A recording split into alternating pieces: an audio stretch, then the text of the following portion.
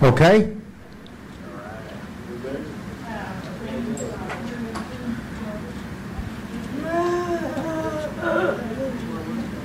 Hi, guys. Hello. Can everybody see the screen? Just really quick, couple of quick slides, and then talk to you a little bit and do some questions. My name is Joe Amoroso. I'm from New Jersey. Professionally, I am the acting division director of the New Jersey Division of Disability Services. I also, outside of my work with the division, I have a master's degree in rehabilitation counseling focused on sexuality for people with disabilities, and I'm also an adjunct professor of sociology at Kane University. So one of the things that I do in my spare time is work with individuals with disabilities on their sexual issues, as well as some couples. I've done workshops for male, female, mixed groups, couples groups. So this presentation is only as good as your participation and your questions. So please feel free to ask. Anybody has a right to pass on any question that they don't want to answer. My rule of thumb is if I ask you, I have to be prepared to answer the question for myself as well. And if you have a question that you want to ask, please be prepared to answer it for yourself and for the group.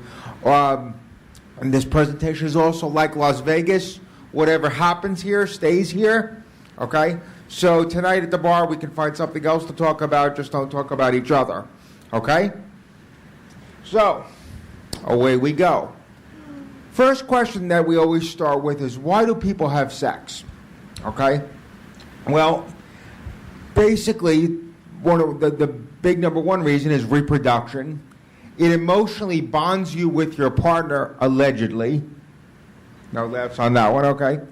It's for recreation. It's physically and emotionally enjoyable, we hope, okay? It's a rite of passage for some people. People always remember when they've started having sex or watershed moments in their sexual life, okay? It's a benchmark in a relationship. You can have someone that you're dating or someone that you're seeing romantically, but the relationship takes to a different level if you become sexually active. And for the disability community, it's one of the measures of normalcy. Now, people always ask me what I mean when I say that. If you get a bunch of people with disabilities in a room, okay, one of the things that inevitably comes up is, do you have a job? Do you work? And if so, what type of work do you do? Where do you live? What's your living arrangement? Do you live with family, friends? Do you live on your own? Do you drive? Or how do you get around? Okay? And the fourth issue is always, are you dating anyone? And if you are dating, have you closed the deal yet? Okay? And that's the basis on which people with disabilities tend to gauge each other and gauge how normal, and I say normal in quotes because I'm an individual with a disability also, how we gauge how we're fitting into society. Even people with disabilities reject some other people with disabilities as not being their ideal of what they're looking for. So in the disability community, there is clearly a hierarchy based on those four criteria. Okay? General concerns about being sexually active. Of course, pregnancy. Okay? Sexually transmitted disease. Okay? Physical and emotional health. Okay? Impact on your reputation. Okay? We all have friends that we know who are done some things that people still talk about, despite the fact that it was probably years ago. Okay? Your family and your religious values and your own self-esteem. And as we go through this, you'll see those themes keep coming up. Okay? Specific CP concerns. Okay? Sexuality concerns related to disability. Incontinence, okay, either bladder or bowel. Nothing puts an end to intimacy as quickly as a code yellow or a code brown, as we refer to them. Okay? physical limitations, one's ability to move and to be positioned and to experiment sexually based on your physical limitations, okay? Functional limitations, specifically erectile dysfunction. For women, some women with CP experience vaginal dryness, okay? And other things that may limit the sexual experience, okay? And then last but not least, the big one, which I call the big L, not to be confused with the big O, which we'll talk about later in this in this talk. The big L being logistics, okay? Lack of a partner, lack of privacy, and for some folks with disabilities, lack of information. As I said, I've done this workshop a lot, and one of the things that inevitably comes up is, gee, I really don't have anybody to have sex with, and if I did have sex, I live with my family, or my logistics are a nightmare, and it's pretty hard to be intimate and bring somebody home and say, please excuse those two people sitting on the couch. Let's just walk past them and make it look like it's not happening.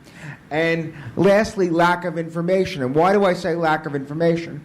Because unfortunately, for a large period of time, for a long time, people with disabilities are viewed as not being very sexual creatures. I was in a meeting last week for something outside of my job, and we were talking about accessibility of OBGYN tables for some reason, and New Jersey only has 6 of them.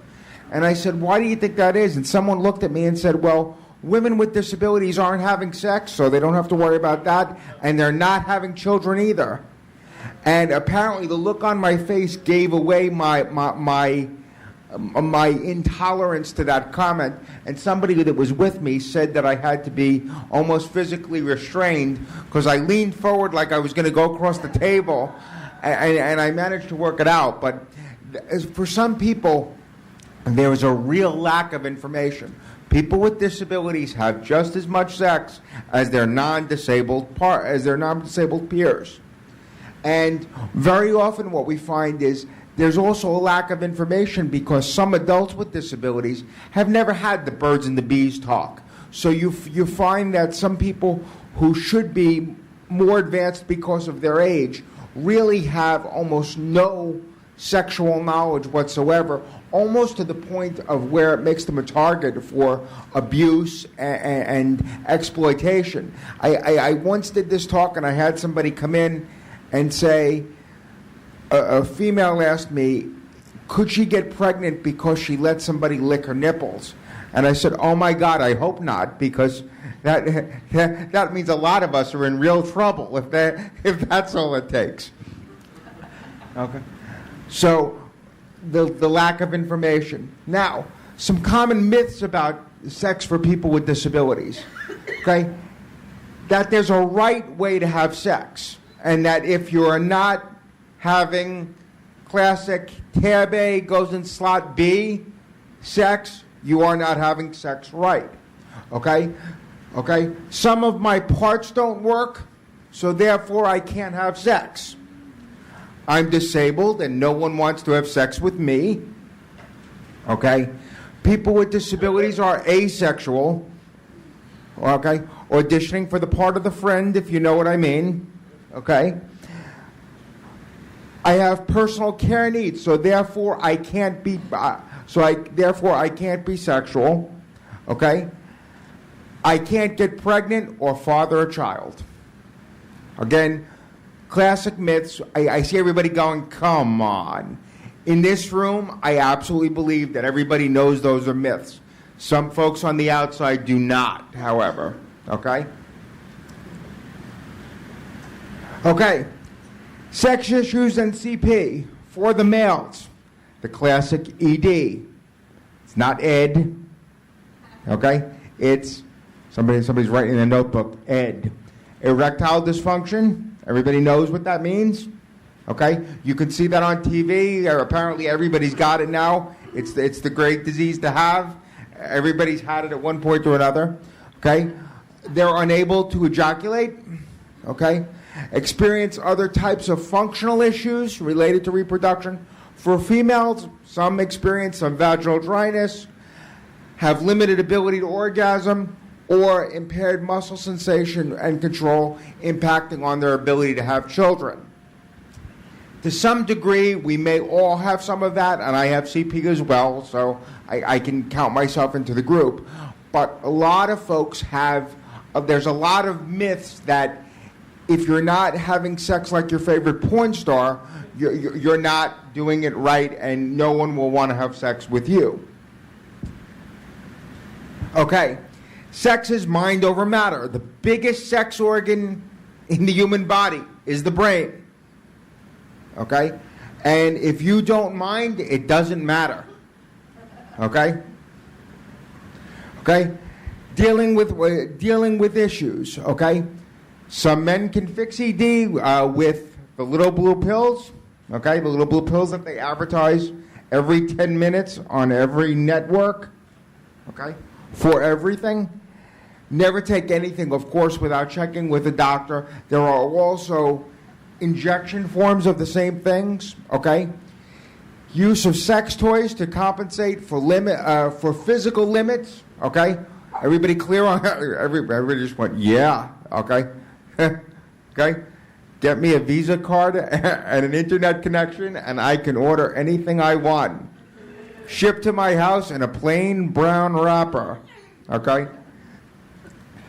What I mean when I say is there are some people who have erectile difficulties or stamina issues sexually, and sex toys can be a great way to compensate for that, okay?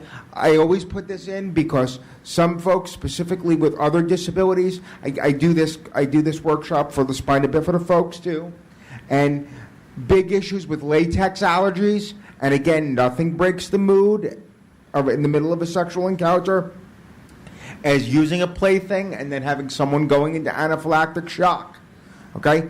Don't laugh. I actually had a couple in one of my workshops in New Jersey. Guy thought he was being a real romantic guy. They were about to close the deal. Went to a toy shop, bought about $150 worth of stuff, okay? Was about halfway through the act and realized that his girlfriend, who had spina bifida, was having an anaphylactic reaction to one of the latex toys. Had to, the old question, okay? The old question, would you get me dressed before calling the ambulance? Okay? He had to evaluate that live and in person. And of course, she has to go to the emergency room, and they had to explain how this happened. And the doctor said to her, didn't you know you had a latex allergy? And she said, yes. And he said, well, didn't you read the label on the things that you bought? And she said, no. Okay? There are latex-free toys, latex-free condoms that you can buy. Just be careful with it, okay? Use of synthetic lubrication and alternative sexual activities. Now, everybody always... And on cue, the dog comes running through the room. Okay? People always say, what do you mean when you say alternative sexual activities? Next slide. Okay. Now we're rolling. Okay. Fantasy. Okay? Reading or writing erotic stories. Massage. Okay? Email or letter exchange. Wearing lingerie. Body modification, which somebody had me put in after doing meaning piercings, brandings, tattooing. Okay, for some folks that is a form of sexual expression. Okay, bathing with your partner or